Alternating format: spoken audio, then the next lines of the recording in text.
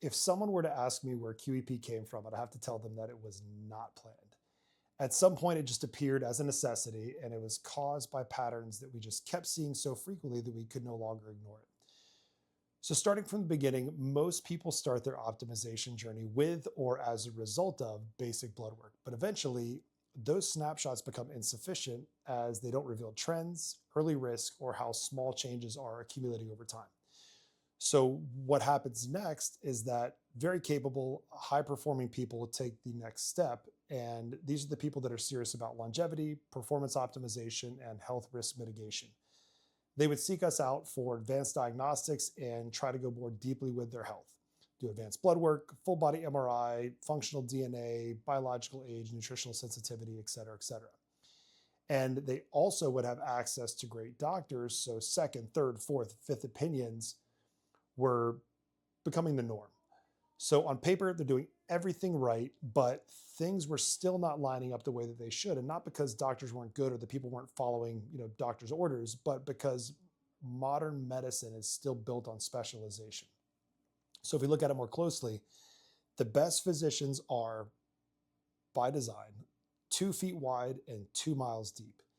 And that depth is exactly what makes them excellent, but it's also what makes it impossible for any one person to see how decisions in one health domain ripple across all the others over time.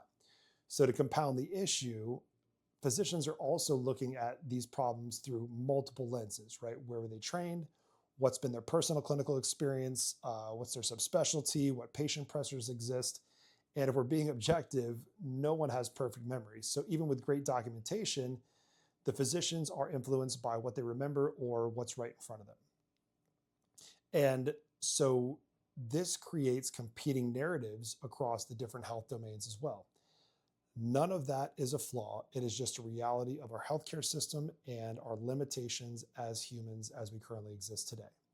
So when you combine deep specialization with information overload, total patient autonomy, as a result of their kind of extensive resources, something important goes missing. And what happens is that the patient is left to self-negotiate their own healthcare, which as patients we are super unqualified to do. And even if we were qualified, it's a full-time job that we don't have the time for.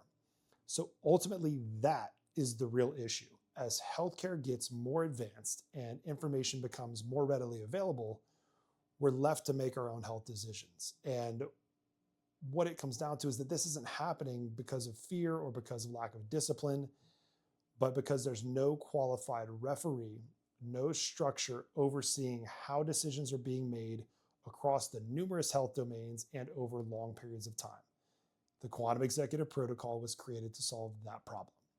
So at the surface, QEP presents as an advanced performance and longevity program built on world-class diagnostics and world-class care, which it is. But underneath that is the reason that it works. So QEP at its core is a decision governance system for health. It sits above diagnostics and providers and governs timing, escalation, restraint, and accountability across all the health domains and over time. So optimization will actually compound instead of slowly breaking down. So in the end, it's not about doing more. It's about making better decisions when your health is at stake. And that is why QEP exists.